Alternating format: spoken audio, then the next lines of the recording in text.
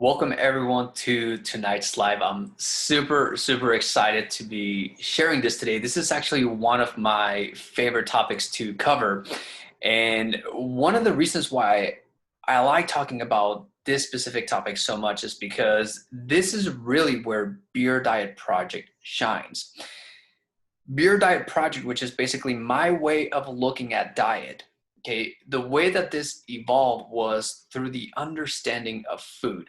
Where does your food come from and what does your body do with that food? When you're able to answer that question, that's when you're going to be able to really make changes to your diet that are actually going to give you the results that you're looking for. So to kick this off, I'm going to basically be taking you through a little bit of history, but I promise you that if you stick through this, this process, you're going to start to understand why is it that I think so differently about diet? Why is it that, Beer Diet Project isn't like the keto diet or paleo diet or, raw vegan diet or any diet in specific for that matter, but rather you can take any of those diets, and if you understand Beer Diet Project, you will understand what's good about those diets and what's bad about those diets. You can do a paleo diet the wrong way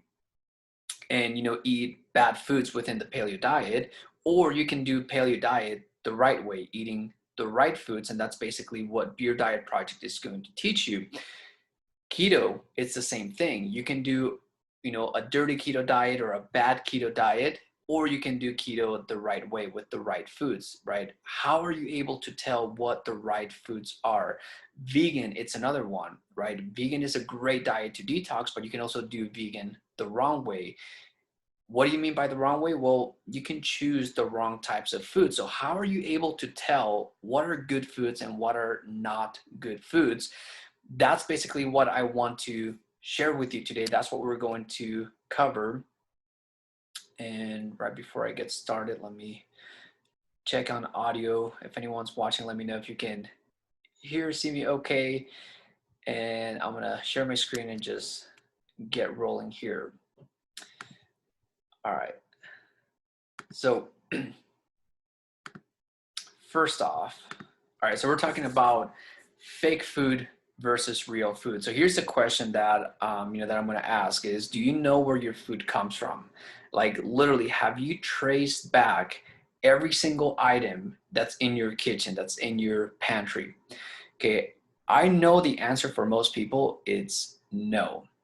And even if you try, it's not an easy thing to do if you are buying food at a convenience store, at your local grocery store. There's a reason why it's called a convenience store.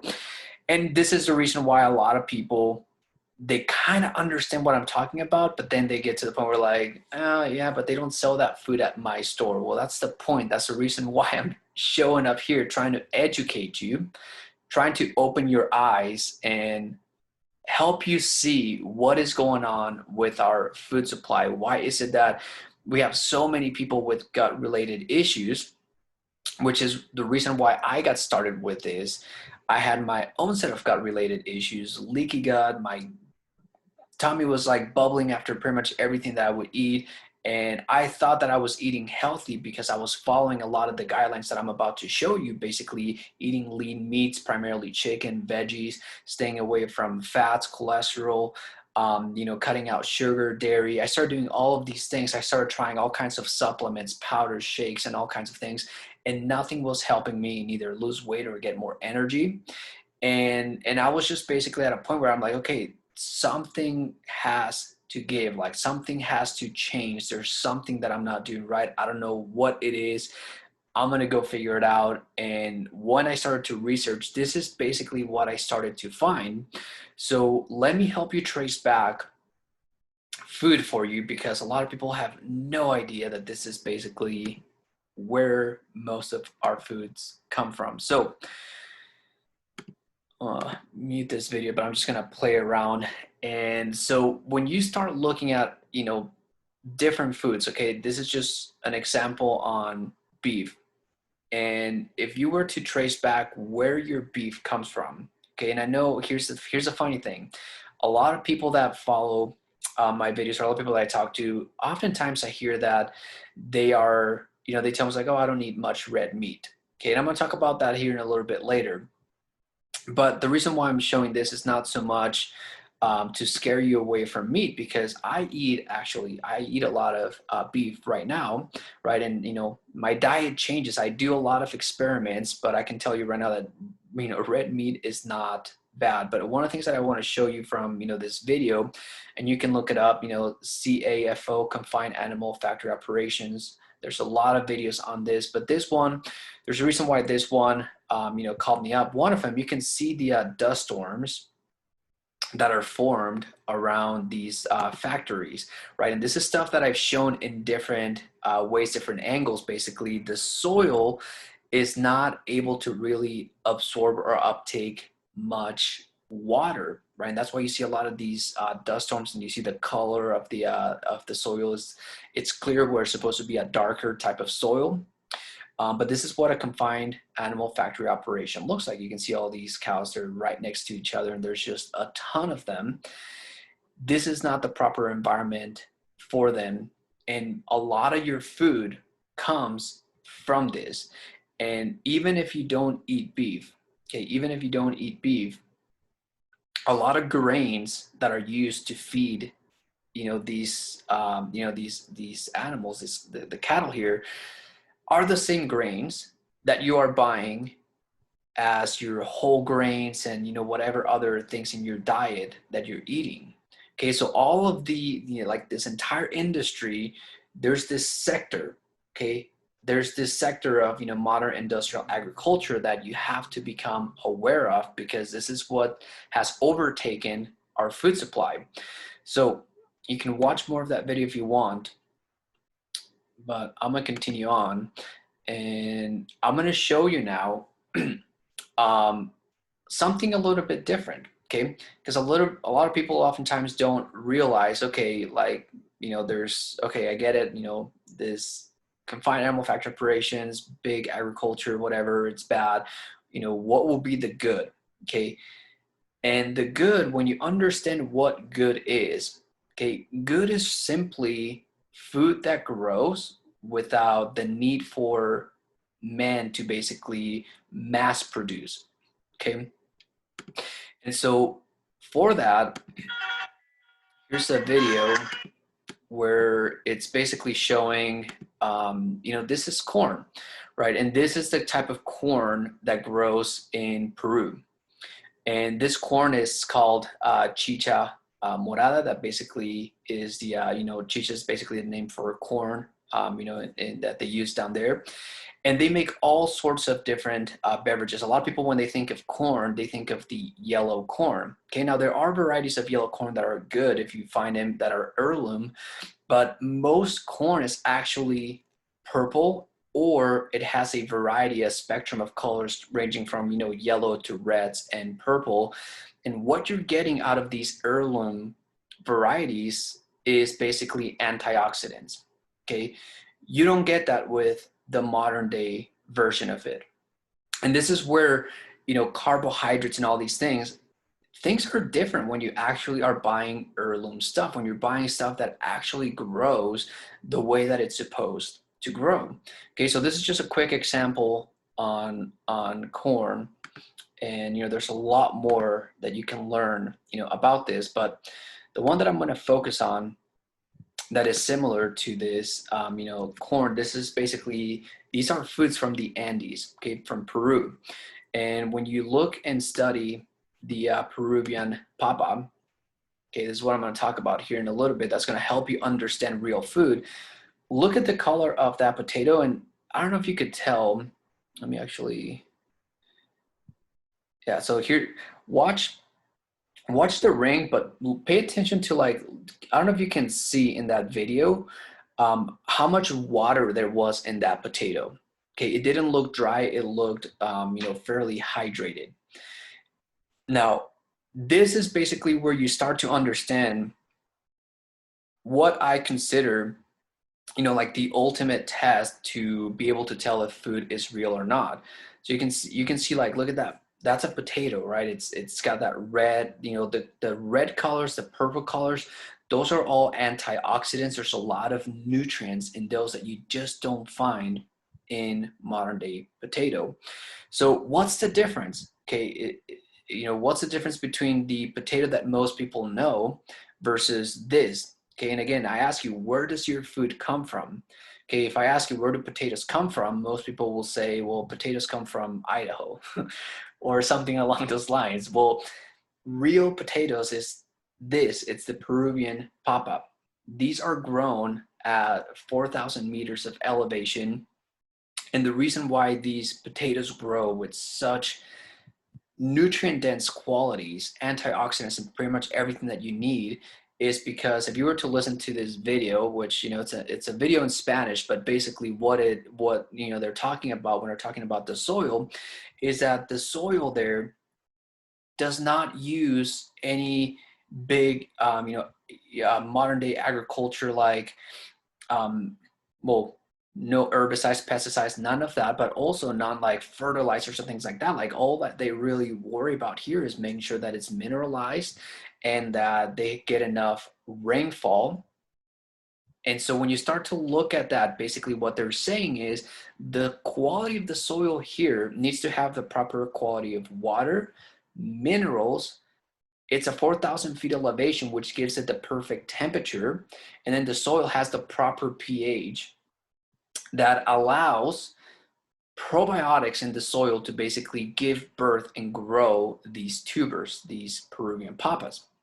Okay, so you can see all these different varieties. There's thousands of these varieties. These are what real potatoes look like, and chances are that you haven't had a real potato unless you've been to the Peruvian Andes or maybe a high-end restaurant where they source these. So here's where we start talking about how is this all happening? Why is this all happening? And why is this really flying under the radar? And how was it that I became aware of a lot of this? And so you can read up on, if you go to Wikipedia and just look up the Green Revolution. So Green Revolution is basically a research project that they started where basically they wanted to create, what they call new technologies, okay, in agriculture, where they were basically making high yield varieties of cereals, primarily wheat, in the dwarf wheat and rice. Okay, and this is what is a lot of people's diets. Okay, flours and everything that's used to make carbs, breads, and things like that. This is basically what it is. So basically, they were testing out different chemical fertilizers, agrochemicals, chemicals, control water supply. Okay, what quality of water? What do you mean by control? Right, they don't tell you, but newer methods of cultivation, mechanization, basically the whole purpose of this, okay, distribution of hybridized seeds. Okay, this is what we're going to talk about here in a second. Essentially, what they're doing is, okay, distribution of hybridized seeds, synthetic fertilizers, and pesticides to farmers. What they were trying to do with this is basically, and they call this like, oh, this is a good thing, because what they were essentially testing out is, hey, let's take this plot of land and whatever we can grow in this plot of land, let's grow it in this little section so we can basically 10x our yield, right? So basically grow 10 times the amount of food in this. And so that sounds like, oh, that's kind of like a good thing, because then we can feed more people and we can solve this whole starvation problem, blah, blah, blah. But when you understand what's happening, that's not what it's doing. What it's doing is that they're producing a lot more food, so they're making more profits, but the food itself has less nutrients available. And in my opinion, when you eat these kinds of foods, this is where you start to get into trouble with the way that your body, what does your body do with all of these? What does it do with hybridized seeds? What does it do with fertilizers and pesticides and all this stuff, right? But again, they're saving over 1 billion people from starvation, right? So this is why, like, when you start to read about this kind of stuff, there's these paradoxes that you have to overcome to understand what's really going on. So to help you understand this, I'm going to bring back a topic that this is actually one of the first things that I ever started talking about on my YouTube channel. This was over 7 years ago. And this is when I started to understand starch. Okay, now remember, my background is in brewing beer. Okay, brewing beer, we take barley or wheat, which are grains, which have starch, and we will break that down into sugar, okay, and then we'll feed it to yeast and we will make beer.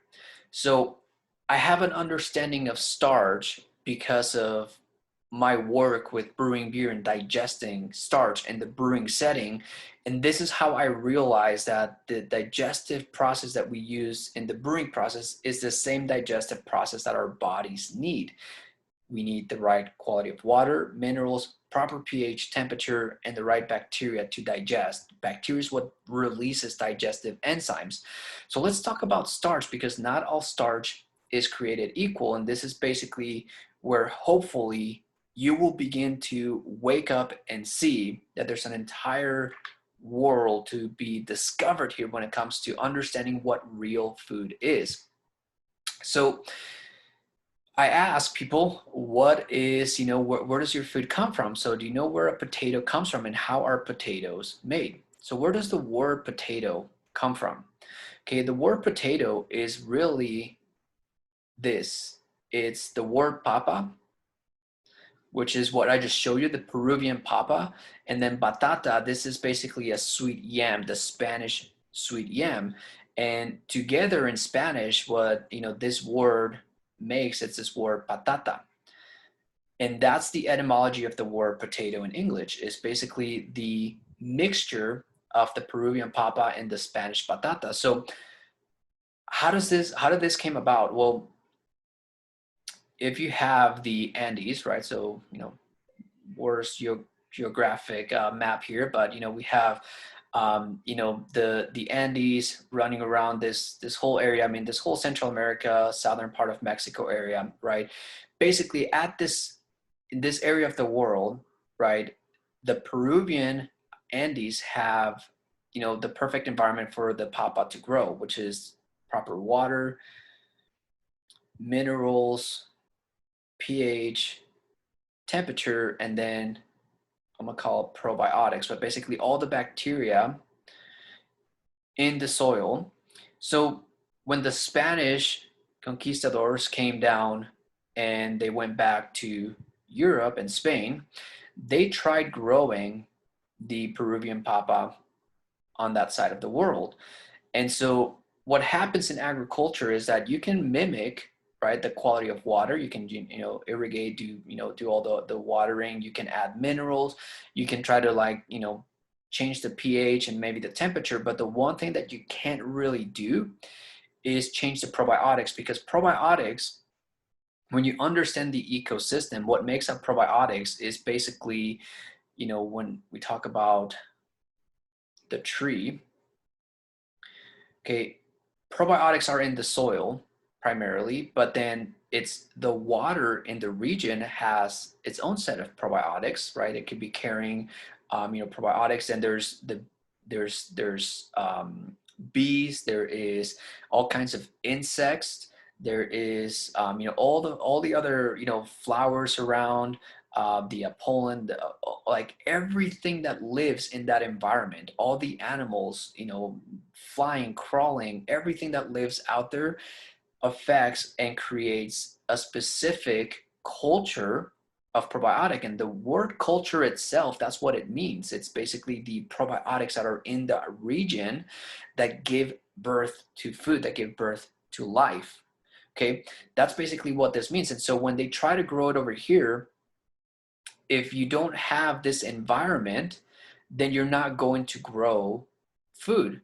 So what they do is basically they mix a native plant with the one that is non-native, and that's what basically allows the microbiome, if you will, of this plant to help out this plant to try to grow over here. Now you get a mixture, right? And that's where potato comes from. Now, The changes that happen when you mix plants like that, okay, this is what they call hybridizing. Some people call it splicing. There's different words for this, but now the type of starch begins to change.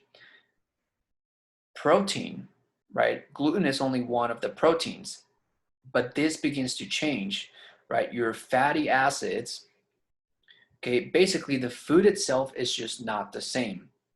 And if you look up the word starch, it's this kind of mixture that they actually started to use to create plastics. In fact, if you try to iron clothes, if you want to make sure that the clothes are crisp, that they're stiff, what do you use? You use starch. Okay, and the way to make starch more potent is basically through this type of hybridizing. And this is basically what's going on in a lot of people's diets, is they're eating all these starches that are plastic, have plastic-like qualities, and then they wonder why their muscles are stiff, why their joints are hurting and aching. And it's because this kind of starch, because it's harder, it has less water. And that's why I pointed out in the video, when you look at a potato and compare it to a Peruvian papa, the quality and the amount of water is so different. Not to mention that the water in the potato and the Peruvian papa has minerals, right? And so the modern day version, the reason why it couldn't grow here was because it didn't have those minerals, and that's why it doesn't have the antioxidants or all the other nutrients that you would normally want to get from that food. So what it means is that when you're eating this, you need to drink more water and more minerals. Okay, and so these foods, okay, most foods that people are eating nowadays are dehydrating you, which is one of the reasons why it became so clear and apparent to me that one of the biggest problems that people are facing in their diets is chronic dehydration. And it goes further than this, because when you understand that concept right there, here's where it gets tricky. Okay, all the food that you are eating, all that food that you're eating is going to hit your gut, and your gut is basically just like the root system of a tree. And a lot of people don't realize or understand that if if it didn't grow with minerals in a mineral rich soil, that food, okay, if you take an apple, all right, so you take an apple, you eat it, if that apple is not mineralized, when it hits your gut needs water and minerals to digest it. And if that food itself that you're eating doesn't have the water and minerals that it needs to self-digest, because that's what real food should do, it's basically self-digest and ferment. If it doesn't have that, then basically what happens is that your body's 74% water. It's supposed to be 74% salt water, basically minerals and water. Well, your body's going to take water from itself and take it down to the gut to digest that food that you're thinking it's giving you nutrients, but in reality, it's demineralizing you. So you have all these foods that are demineralizing you, and over time, what begins to happen is that you become dehydrated. Okay, and here's the thing: bacteria, good and bad, what determines the type of bacteria that is awake is the environment in your body, is the environment where they're at. And your body has all sorts of bacteria, both good and bad, even healthy people. I myself have bad bacteria in my body. That's normal. You're never going to get rid of all the bad bacteria. But the way that this is designed and that this works is that bad bacteria only wakes up when your body basically becomes acidic, right? So this is where pH plays a role. Temperature, if your body temperature begins to drop, right, that temperature will give birth. Well, basically, it's not that it will give birth, but it will wake up bacteria that may be already in your body, right? So when you get a strep throat, you don't just all of a sudden catch strep, the streptococcus bacteria. No, it's already in you, what woke it up was the fact that you got cold, and the temperature drop is what allowed it to wake up. And when it wakes up, what it wants to do is eat. And what does it eat? Well, it eats you for lunch. It starts going at your throat, right? That's basically what bacteria does. And just like a strep throat, all of your gut issues, all the bad bacteria that can be in your body, like this is basically where they start, and then they make it through all parts of your body. And this is where you start to see systemic inflammation.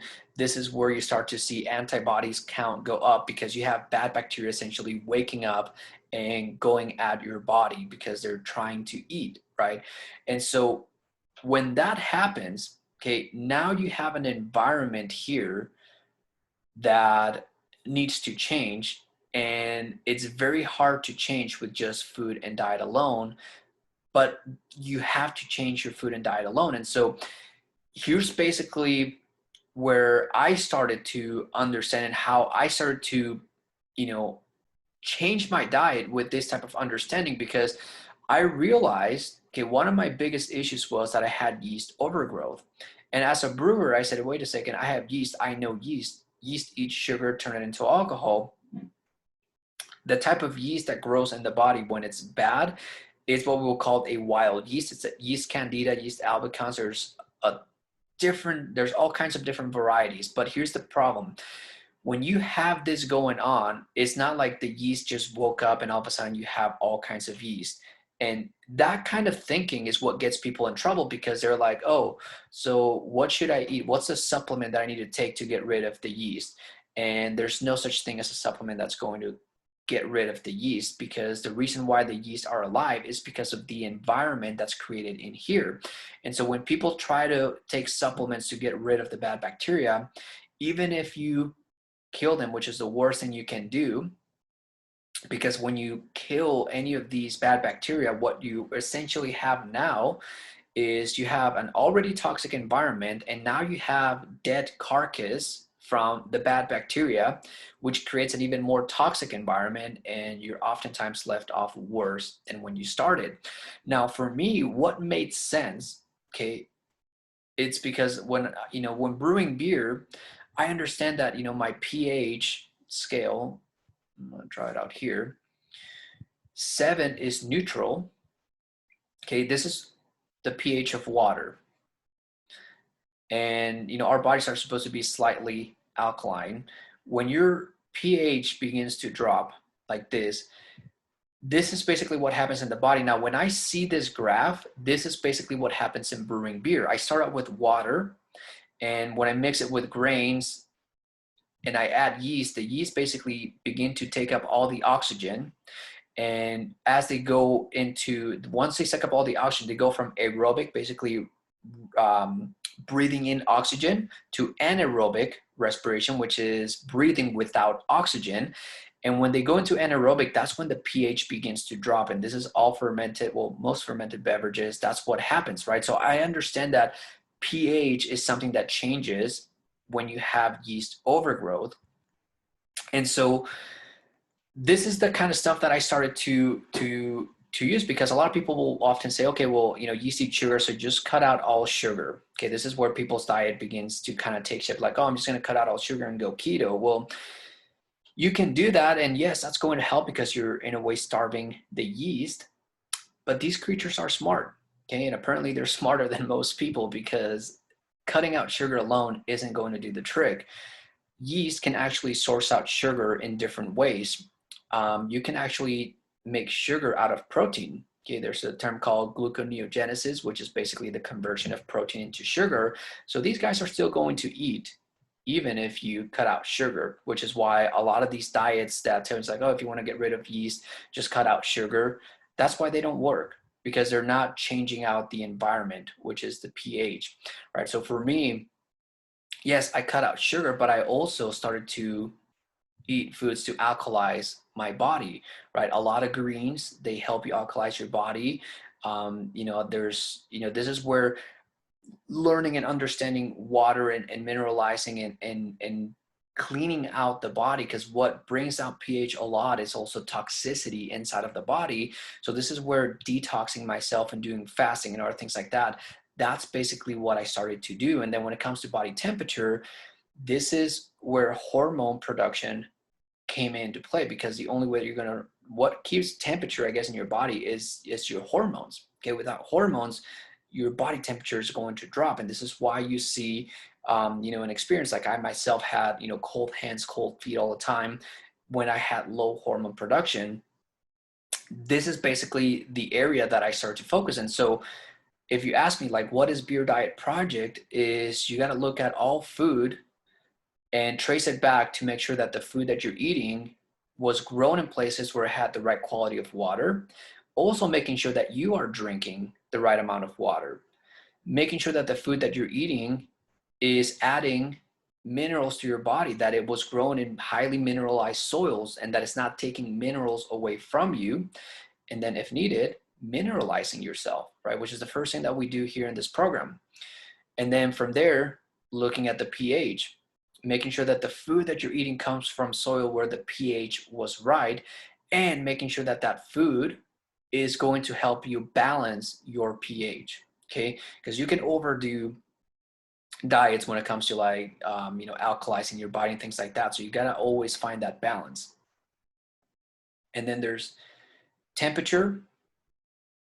These four things right here are what determine the type of probiotics that you can grow in your gut. This is why, like, when I hear people say, like, oh, I already take probiotics, I'm good on probiotics. No, you're not, because you're not growing probiotics if you haven't taken care of all of these, right? This is my advantage over most people, is that I understand how probiotics work, how they grow, how they colonize. And I took everything that I knew from brewing beer to basically brew in my own gut, if you will, like grow probiotics in my gut, restructure my gut flora. That's what Beer Diet Project is about, is me understanding what is going on in my gut so that I can make better food choices. And when you start to understand what I do, and you start to see things that are in my diet, you start to understand why I'm so passionate about sharing this, and why I think that most people are in trouble when it comes to figuring out food for themselves. Because here's what you hear, okay? So you have choosemyplate.gov, which is basically the newest version of the food pyramid. This is what people are being exposed to. This is what you are being told to eat, okay? This is supposed to be what a good diet is, all right? Focus on whole fruits, okay? So they're giving you, a ton of sugar, which ain't necessarily bad. I eat fruit. I like fruit. But if you saw the picture that I posted when I talked about this, I was showing a watermelon. Okay. And that watermelon is supposed to have seeds. This is the biggest difference between people that understand diet and people that don't. If you think that organic is good and you buy seedless fruits, you don't understand diet. Because seedless, basically what it means is that the plant was quote unquote neutered. It was essentially, the fertility of the plant was taken away. That fruit cannot reproduce. Your reproductive system, okay, relies on seeds, both plant-based and animal-based, okay? That may be a hard concept for people to grasp, but let me put it this way. In a tree, if you have an apple, that apple is supposed to give and bear fertile fruit, meaning that the apple itself has seed, that if you take that seed and you plant it in soil, it'll grow another plant. It'll grow another tree. And you can just continue to grow over and over and over. Okay? If you start to understand, like, from a nutrition point of view, that's amazing. We have plenty of food. We have an abundance of food. This whole starvation thing that, people are trying to solve. How about we stop neutering plants, making seedless plants? Because the only reason why anyone would want to make a seedless plant is because companies sell seeds to farmers so they can grow plants and they only last, that one season or two or whatever, however long it does, but they have to continuously buy seeds from companies. Okay, that's not good. And most people have no idea that that's what seedless fruits are. It's the fact that you have plants that instead of delivering nutrients to the fruit so that it's fertile, this plant itself is just not fertile. So the nutrients in that fruit, they're not going to be good. Okay. If you eat that fruit, it's not going to nourish you. It's actually going to steal nutrients from you. That's the sad thing, that people think that they're eating and nourishing and they're doing the exact opposite. So I hope that you wake up. I hope that this message goes through, because this is happening more and more. So here's veggies. It's another one, right? So we talk about the Peruvian papa. All of these vegetables, this is where you got to trace them back. Where are they growing? Have they been hybridized? Do they use fertilizers? Do they use things that they're not supposed to? And the only way that you're going to know is if you actually start sourcing out local food. And this is where people start to split and say, you know what? I don't have time. I can only go to the convenience store and they don't have, these foods. Well, I didn't have time either, but my choices were I can either live the rest of my life with chronic fatigue, brain fog, unable to sleep, my hair falling off, and all of these issues that I was dealing with, or I could actually learn this stuff and start sourcing out local foods and understand what's feeding my body so that I can actually give my body the nutrients that it needs so that it can actually function. Okay, this is basically the kind of stuff that I started to learn. And so vegetables I cover, and then check this out. Grains are supposed to be in your diet, right? What kind of grains are they feeding you? What kind of grains are they promoting you? Right? Popcorn, whole grain pasta, which is made with what? Wheat and corn. Didn't we just see that over here? That what they're trying to grow is basically wheat and rice and all of these grains. Why are they promoting these grains that they're growing themselves, right? This is the kind of stuff that when you start to see it, it's just clear that this is an industry, right? They're making a ton of money by selling this stuff, and most people are consuming this stuff because they just don't know any better, because it's normal. Most people are buying it and everyone seems to be doing fine. Then check this out, right? So we have protein foods. Okay, look at what they promote. Lean meats. I hear a lot of people say that they eat healthy because they eat chicken, and there's this false belief that red meat causes cancer. And that's not the case. Okay, I eat red meat pretty much. I've been eating red meat every single day since February. And the reason why I'm not scared of it is because I don't buy meat from confined animal factory operations. There's a difference. If you buy it from confined animal factory operations, yes, you are going to get in trouble. You are going to grow bad bacteria because you're eating diseased meat. If you look up regenerative farming practices, this is what makes not necessarily meat, but all we'll call it cow products, healthy. And this is what makes this complicated for people to understand, because you cannot trust food labels. It used to be just like the word organic, right? When organic first started showing up, right? People say, hey, just buy organic and you're going to be good. Well, what happens is that the food industry realizes that, hey, consumers are becoming educated on organic versus non-organic. So now they start finding ways to label their foods organic. And the same thing is happening right now with grass-fed products, where it used to be that I could show up here and say, hey, just make sure that you buy grass-fed beef and you're going to be good. Well, now some of these companies, they're going to feed their cattle grass and they're going to call it grass-fed, but they're still feeding them all the other grains and all the other stuff that makes it bad. So now you cannot trust organic, grass-fed, right? Now there's a term that, hey, it needs to be grass-fed, grass finished. Even this right now, it's starting to take on that same position, which is why understanding this is not about following a specific diet like keto or paleo, because if you're eating paleo and your food is coming from these sources, it's bad. If you're eating keto, if it's coming from these sources, it's bad. If you're eating vegan, okay, the farms that grow vegetables and grains and things that would feed a lot of these lots, they're the same ones that will oftentimes sell vegetables to you that are not mineralized, that are not good. And so the option that you have is to seek out locally sourced food. Go to your farmer's market and start learning about this, because if you don't, okay, if you don't, I got to the point where I realized that, hey, if people don't understand this, people are screwed. And it makes total and complete sense why they have gut related issues.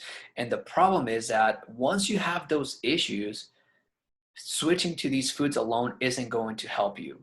Okay, you're going to have to clean up, you're going to have to detox, you're going to have to restructure your entire microbiome, meaning you have to change the pH, you have to change, the temperature. There's a lot that goes into it, and that's the reason why I started this, was because I realized that my gut had colonized bad yeast, and it's not an easy thing to do. If you try to research how do you get rid of wild yeast in the brewing setting, you don't.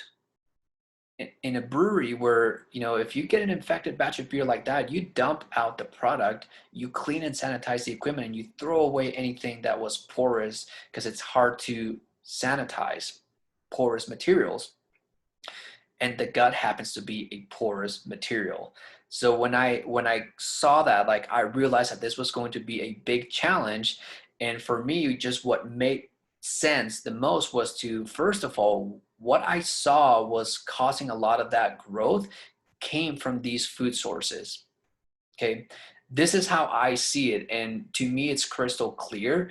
This is something that, through experience, I've been able to tell that, okay, switching to these foods has helped me, but this wasn't enough. I had to go through an entire journey, which is what I did last year in my Facebook fan page. I documented everything that I did to go through a transformation, an entire year. Every single day I would show up and show you what I was doing for that day and explaining the entire process.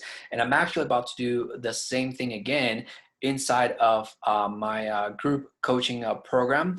So for everyone that's in, going through Energy Bootcamp, you guys are going to see me go through this. I'm going to design a diet where I'm going to go through this process of detoxing myself, so you can see from the very beginning how this works. And it's going to be basically my more up-to-date information, because I'm still researching a lot of this information. What I'm understanding is that, the more that I research this and I look at what's out there available as far as nutrition information, health information, I realize that most people have no idea that this is going on in your gut. No idea. And look at here, like dairy, it's a big one, right? Move to low fat or fat-free milk or yogurt. When you go into my program, I do the opposite. I do full fat. And the reason for it is because this fat, right? Same thing with lean meats. I don't go for lean meats. Saturated fat, if you look at my diet, coconut oil, right? Saturated fat, red meat, saturated fat. It's the exact opposite of what most people think is bad for you. Now, granted, I had to do things before switching to this because I wasn't able to eat dairy. So yes, if you're cutting out dairy, that's probably good for you right now, but that doesn't mean that makes your diet a good diet. You're basically just reducing inflammation. You're reducing the bad sources of food that are basically causing a lot of the gut issues that you may be experiencing, but you still have to restructure your gut flora. You still have to go in and change your microbiome.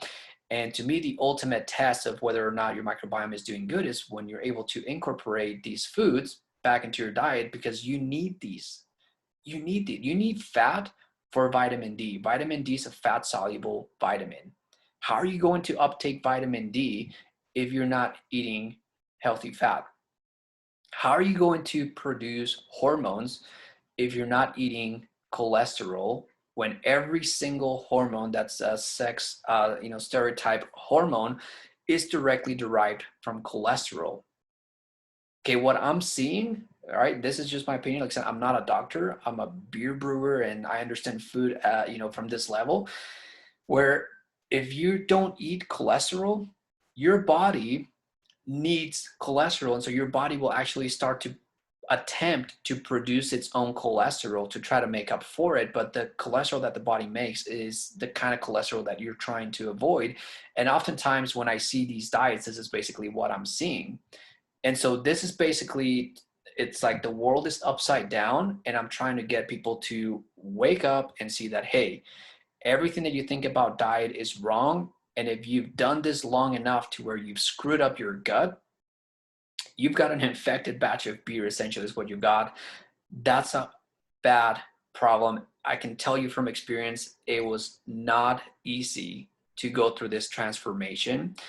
And it's the reason why I try to share everything that I teach, because I know that no matter how much I try to explain this, until you actually go through it and you stick with the program, you're not going to be able to restructure your microbiome. And so if you are at that point where you're ready, where you understand that, hey, food has been the culprit, and you want to make changes to your diet, maybe you've tried different diets, maybe you've already attempted some of this, but it hasn't worked out.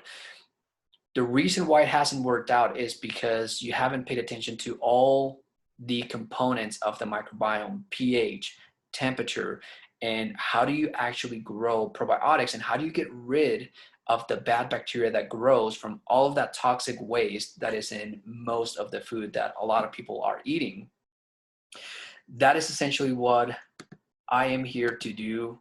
This is what I've been researching for the past 7 years. I started doing this for myself. If you're interested in talking more and finding out how this will apply to you specifically, leave me a comment below. Reach out to me, say optimize below. I'll reach out, we'll connect. I'll get to know you a little bit better, see if I understand what your microbiome is doing. If I feel comfortable, if I feel like, you're not too far off, because I'm telling you guys, there's some of you out here who have some weird diseases that I've never heard of. I'm not a doctor, and as much as I wish I could help everyone, I'm only working with people that I am familiar with, the things that are going on in their microbiome, and people that don't come to me as if I'm a doctor, because I'm not a doctor. I'm not going to talk about medicine or anything like that. What I'm going to teach you is basically what to eat during the different stages of the process to restructure your microbiome, which is, first, you got to focus on building energy, helping your body produce energy, and getting good sleep so that you can recover. Right? That's the first thing that I teach with everyone that I work with. After that, I teach detoxing, which is cleaning up your body, all the toxic waste that is being produced by not only the toxic foods that most people are eating, but the bad bacteria that grows from those foods. We got to clean all of that up. And it's not just your gut, it's your entire body. It's your lymph system, your liver, your kidneys, right? Your blood, like all of that needs to be cleaned so that you have an environment where you can grow good bacteria. Through that process, what I'm able to do is I'm able to basically figure out what kind of bad bacteria is in your gut, right? And I can tell you right now from experience, at least the people that I'm working with, most of you have yeast overgrowth, mold, parasites. Okay, those three things. And it's usually parasites that give growth to both mold and yeast overgrowth. So trying to get rid of yeast, that's another reason why a lot of these yeast overgrowth diets don't really work. It's because you're targeting the yeast when really you should be looking at the other things like heavy metals, mold, and parasites, which is the reason why a lot of these yeast grow to begin with. And the foods that you're eating through that process are going to be different. Once you overcome all of that, then you can start to change out things. And now you can start to, like right now, for me, like the reason why I'm still exploring and researching my own diet is because I don't think that carbohydrates are bad. I think the right carbohydrates, like if you go to the, Peru, and you're able to get those good Peruvian papas, those are amazing carbs. Those have antioxidants, they're nutrient rich, they're highly mineralized. You don't get that in other parts of the country, not for that type of food. Every single part of the world has their own type of food, right? If you go to Canada, or like further up north, you have like wild blueberries.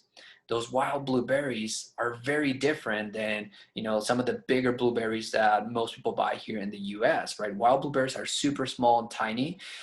They're very nutrient rich, full of antioxidants. Again, they only grow in the parts of the world where the environment is perfect for those foods to grow. And so when you start to understand my diet, it's not just carbs, proteins, fats, paleo, keto, or all these things. It's understanding, hey, there's regular foods, there's organic foods, then there is superfoods, and there is heirloom foods, right? Heirloom foods are basically like the Peruvian papa, the purple corn, maize. These are heirloom foods. And then from there, we go into living foods. Living foods is where we take a lot of these, foods that are already nutrient rich, and we bring out their nutrients through fermentation when it comes to plants, or in the case of animal based foods, making sure that you're eating a full nose to tail diet in the plant-based or root to fruit type of diet. Understanding all of those, and then going from living foods to herbal and nutri-medicinal foods, which is, in my opinion, what real medicine is like. And that's one of the reasons why I study this information, right? So I have this book, Sacred Herbal and Healing Beers. This is a book that really teaches you about different plants, where if you start to study plants and herbs, these are detoxing plants. This is basically what you need to learn. If you want to clean out your body, that's what you want to learn. You want to learn plants. You don't take supplements to clean your body. You use plants and herbs. You do it the natural way, and you have to understand how to use them in order to do it properly and safely and in the right order. You don't detox until you're able to help your body produce energy and recover, because detoxing is going to knock you down. It's not a fun process. It's a thing that you have to do. I mean, the toxicity is already in your body. How do you know if you're toxic? The more toxic you are, the more body fat your body is going to produce, right? The only exception to that is people that maybe have things like Crohn's, which is usually from parasites that literally eat up everything. And that's probably a worse place to be in, because not everyone that has thyroid issues has a hard time losing weight. There's people who have a hard time gaining weight, and it's the same type of issue. It's a microbiome issue. But this is basically the stuff that I use to identify food. And at the end of the day, like, the easiest way to solve this for everyone watching this is to start going to your local farmer's market and start tracing back where all of your food comes from. And if you say that you can't do it for whatever reason, you're not willing to do it, then what's the alternative? What is your current state of health like right now? Because that's basically what you're choosing. And I can't help you at that point. But for anyone that is willing to change and learn about this, not just for you, because one of the reasons why I'm sharing this information is because if I don't share this information and people don't become aware of this, convenience stores and all of these food supply, thing that we have going on is going to continue to grow and overtake, which it pretty much already has, in our country and many other countries. And I think that we need this education so that we can go back to understanding our land, understanding where our food comes from, so that we can actually stay healthy. I think this is going to become one of the most important things in areas of study if you want to be healthy over the next few years. So I hope that this video was eye-opening. I hope that this shed some light. I hope that this really gets you thinking and wondering about your choices for food. So with all of that being said, let me check in with you guys. let's see. I see Marissa. Hi, Brendan. How's it going, man? Hope you're doing well with your newborn. I've been doing vegan for a while because they're videos I found on Netflix, like the Game Changers and What the Hell. And okay, glad you brought that up. I love like I'm actually probably gonna be doing a plant-based diet here coming up, and there's a lot that goes into this, and I'm telling you, like, this is the reason why I don't classify myself as any specific type of diet whatsoever. It's because oftentimes when you go into these diets, like the biggest problem with the vegan diet is it's a great detox diet. It's an amazing detox diet, especially if you have a lot of gut issues. I couldn't digest a lot of food, and I almost had no choice but to go raw vegan because it was basically the only thing that helped me not only detox, but it was the only thing that I could, digest and do somewhat okay with until I was able to restructure my gut flora. But what you're going to find, this is what people don't understand, like detoxing plants, they help you detox a lot.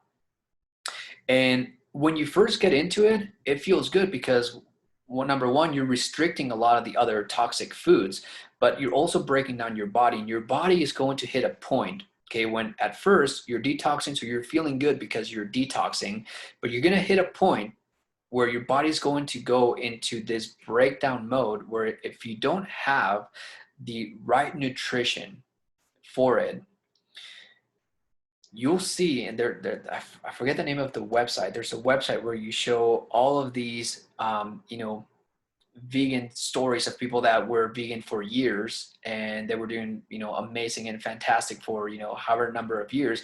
And then they got to a point where, they can no longer sustain, that diet.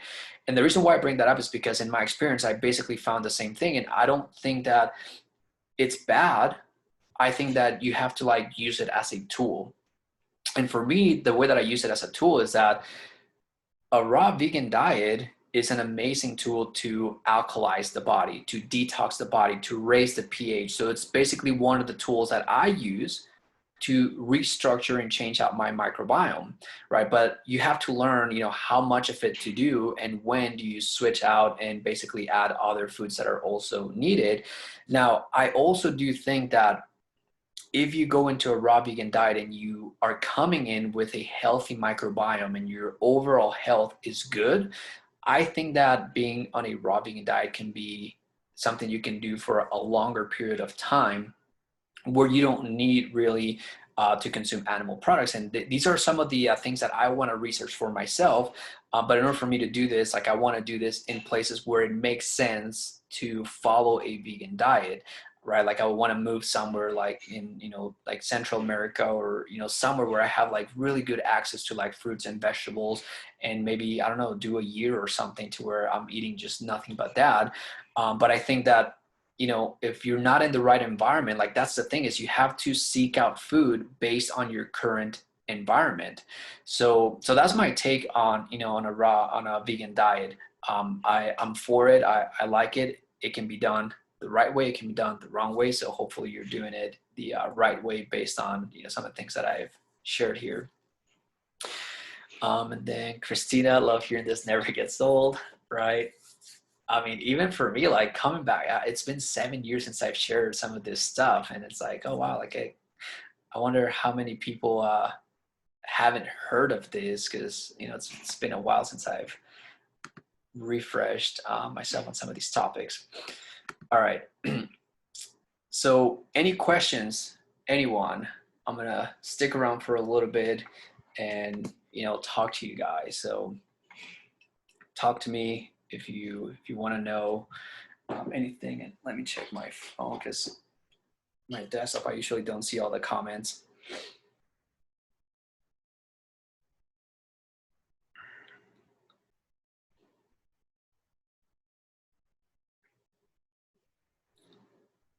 Okay, so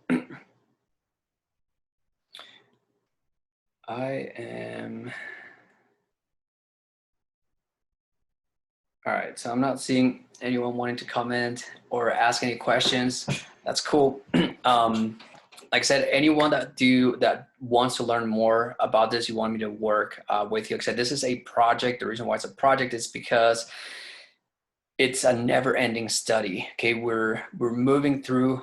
You know, the food industry is going to change. They're going to change terms on us. You cannot trust food labels just because something says that it's grass-fed. You can't trust it just because it says organic. Doesn't mean that it's good.